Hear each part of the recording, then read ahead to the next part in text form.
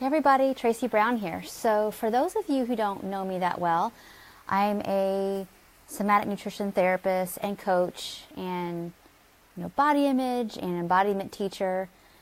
And just to put that out there, because some people, if you're looking for this crossroads of how do I eat and not be so rigid about things, but how do I also plan ahead to actually have food in my house, you may not have seen me. And if you found this video, you're like, who are you and what do you do? So that's it. This is a really interesting topic because when you're learning how to not be as obsessed and worried about like every morsel that you eat, the truth of the matter is you still have to eat, right? And get food in your house, or go to a store and get some food, or go to a restaurant and get some food and feed yourself. So I think there's different stages of this whole process. So let's just start from the beginning. So I often have clients who the last thing they want to do is cook meals, plan meals, prepare meals. And so I'm not going to give you all the details of like how to do all that, but what I want to say is we want to pick the easiest route to get yourself fed and satisfied the best way you can. Okay, so if you're somebody who's afraid of the grocery store, we're going to figure out some alternatives to get you there, whether it's ordering your food and bringing it in, and it's all easy, fast prepared stuff / already kind of done for you, that's great. If you're a person who just hates the store because it is overwhelming for you mentally, emotionally, somatically, maybe it feels like just the people around, it makes it too difficult. I get that, and there are ways to deal with that from a support perspective. But we won't go into that because it's a whole other video. It's pretty deep, but it's totally doable.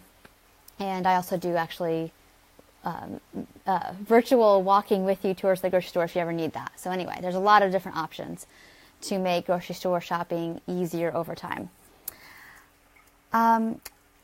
For those of you who are like, I like to cook, I just either don't know what to do, I don't know what to cook, I'm not very organized with this, I feel like I spend too much, those kind of things.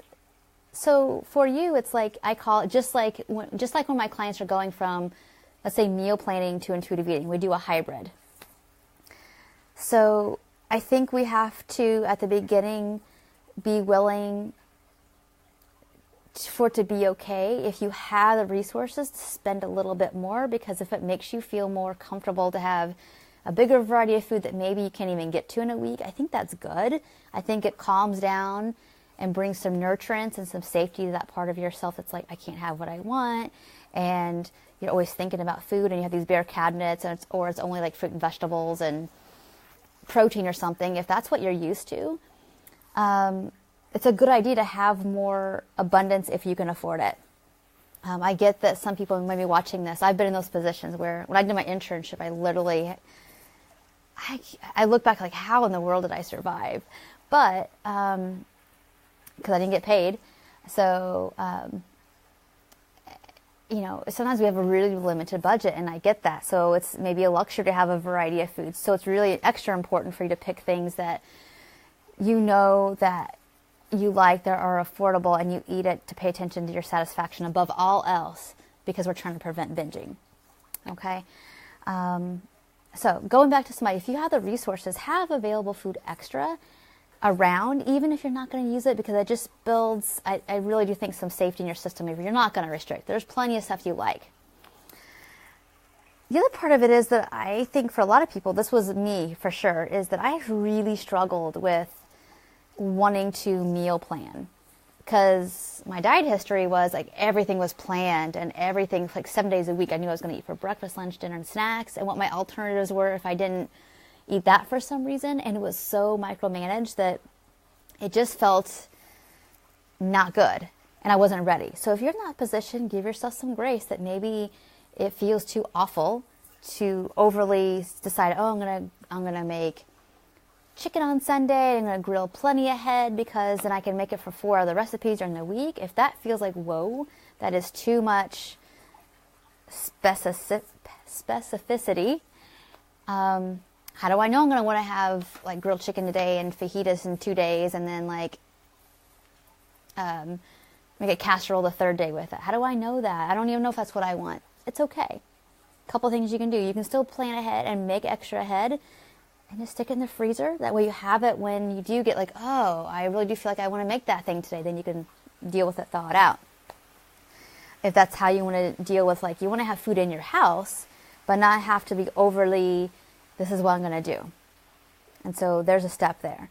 If you're somebody that's like, I just want to have a lot of good variety of food, nourishing food, I like to cook around, then yeah, if it doesn't feel triggering to like, okay, I'm going to plan out some meals, and I'm going to, let's say you shop on a certain day of the week and you do the meal planning before, or the grocery planning before that, the day or two before, then do it. And it doesn't have to be a thing. I have many times clients will say like, I feel comfortable with doing this, but I'm a little bit afraid that will be taken by other people as that I'm dieting again, or I'm back on paleo and I'm like meal prepping again, or whatever it is that you have associations with. It's like, tune back into like, what is my purpose and context for doing this? And then I think that'll be a lot of reassurance for you. One last thought about that is there are a lot of good, so if you're somebody who wants to cook, and there's lots of ways to do this kind of stuff. So I'm just going to give a couple because I'm trying to think, like, there are so many ways to do a meal plan. There's so many apps. Like, I like the, I'll try to find a link for that for you all and put it here. I think it's called Ready to Eat is a good service. I don't think it's very expensive. I think it's like a $5 a month membership that like helps you, collect recipes, plan them out, creates little calendars for you. Of course gives you ideas and helps you have a grocery list. It's pretty visual and organic to use. It's a good service. If you need to, I have a lot of my clients who like the grocery shopping part to take the time is kind of hard for them, but they would be happy to like, spend the extra, I don't know, $10 or $20 or whatever it is to like have that stuff shop for you, and then you just go pick it up. Or I have some clients who have a little bit more resource and they might have grocery delivery and you just got to cook the food. There's lots of service of that, whether it's your local grocery store or if it's like the meal kits in a box that you cook. That's totally fine too. I think you really have to take a second, and this is what I want you to do is after this video, take a second, sheet of paper and pen, and write down like, where are you at? Is your time the most valuable? Is what is the thing as limited as maybe some fun? So you would love to do here's the meals, I just cook them option, but I don't have the extra whatever money per month to do that. And then maybe take your sheet of paper and like, well, I don't mind cooking 3 times a week. The rest of it needs to be easier. The rest of it's going to be just like simpler things or leftovers or even simpler meals, that kind of stuff. I think it's just really important to like tune into where you're at. So for me, is like I tend to go places where I can get certain things that I always use a lot in bulk, like Costco or something, and then go to another store to get in the accessories, I call them, of what that place doesn't have. And I like to have plenty of food available here and get the fruit, the vegetables fresher like once a week, and I don't have to shop for other things constantly all the time. That helps me save time, and it makes me feel secure. I have plenty of food in my house, including the things like baked things and all kinds of play food as well. And then fill in the gaps. We're like, oh, I just don't feel like cooking. We're doing pizza, or I don't want to deal. We're going to get Chinese or whatever, and fill the gaps in with, like just the things that for those days that you're just tired, overwhelmed, don't want to deal. Okay, normal. It's all good, not a problem. So, heard my dog bark, chasing a lizard. Anyway, I hope this was helpful. There's nothing inherently wrong with meal planning or thinking ahead about how to tend to yourself. That's part of being alive and human. And I hope that makes sense. It's like there's all kinds of ways to accomplish getting food in your house. I don't want you to feel bad if you're feeling like, gosh, I feel like I spent a lot of money on food and I don't really eat it all. A lot of us are in this exploration phase. I was in that phase a long, long time of like, it felt honestly a little bit too restrictive to like have too much planning because I did so much of that. So it took me a long time, even some years on and off, to like be at peace with like, I'm going to plan some stuff out. I have to go to the store as much. It's okay if like I don't have certain things now, but it's taken me a lot of years to get there. So don't feel bad about that. You don't have to be a foodie to feed yourself well. Get simple recipes. My 2 favorite websites right now are Cookie and Kate, and it's actually a more vegetarian-inspired website, but I don't get anything from, talking about them, by the way. But, it's fun to be able to learn to cook food that I like fruit and vegetables, let's say, in a way that's really interesting and not calorie short. I mean, it's like they're not trying to reduce calories, that kind of thing. It's just good, solid food. They have all kinds of substitutions if you have a dairy thing or a whatever, if you have any intolerances or whatever. But good, solid food, sides, main dishes, desserts, all that. And then delish.com, I like their website because every genre of food, from contemporary and modern to old-fashioned 1980s hamburger helper style meals that if you're having a hankering for, you could find there. I like it. So those are my 2 recommendations for doing some recipe searches.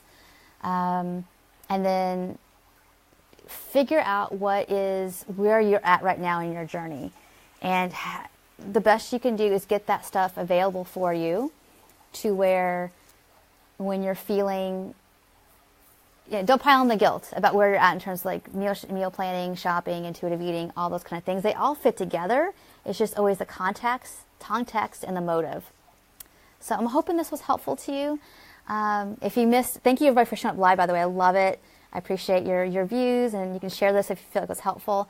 But if you missed the beginning of the video, go back, 'cause we talked about the different stages of bringing in the food that you need, not feeling guilty about having extra food. I mean, for me at the beginning, my cupboards and refrigerators are always pretty stocked because I needed that visual. I needed to know I had enough food, and even the fun and play foods as well. So I'm hoping this video was helpful. Let me know if there's another question you could ask on top of that to get more nuance, and I'll be happy to answer it. So thank you so much for showing up, and if you feel like somebody would benefit from this, please share it with them. Thanks so much. Take care.